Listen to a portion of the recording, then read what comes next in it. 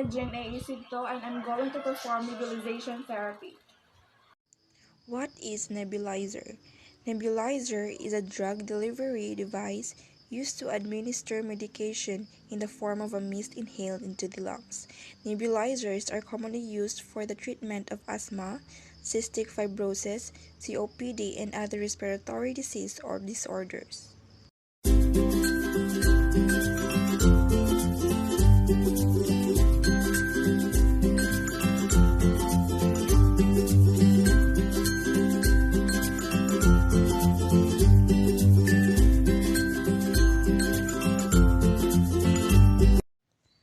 First step, gather equipment.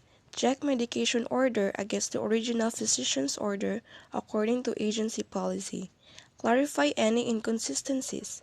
Check the patient's chart for allergies. This comparison helps to identify errors that may have occurred when orders were transcribed. The physician's order is the legal record of medication orders for each agency.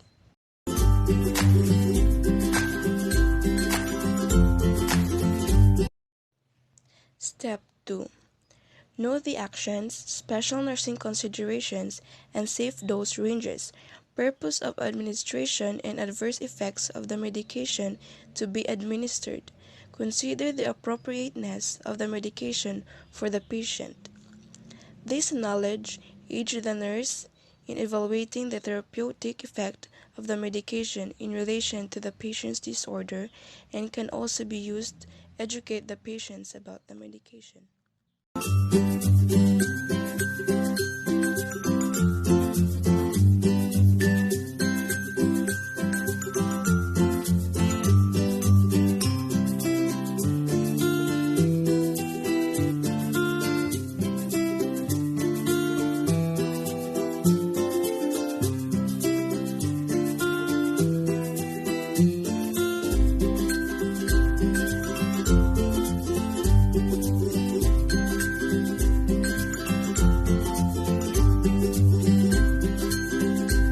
Step 3. Place medication on a tray or move the medication cart outside the patient's room or prepare for administration in the medication area. Organization facilitates error-free administration and saves time. Step 4. Transport medications to the patient's bedside carefully and keep the medications in sight at all times.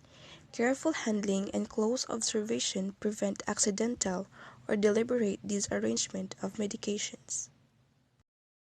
Step 5. Identify the patient by checking the name and identification on the patient's identification band or ask the patient to state his or her name. Identifying the patient ensures the right patient receives of medication and helps prevent errors. Hi ma'am, I'm and I'm your nurse for today. Ano yung pangalan ma'am? Step 6. Explain procedure to the patient to gain cooperation and to allay anxiety. Already kita subong ma'am para mag-perform sa nebulization therapy para mag-help loosen the situation sa imong malawas. Step 7. Fill the nebulizer cup with the ordered amount of medication. This ensures that the required medication amount is given.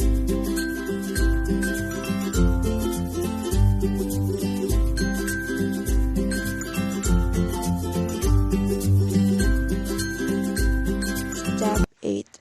Turn on the air compressor to ensure the efficient vaporization of the medication. Step 9.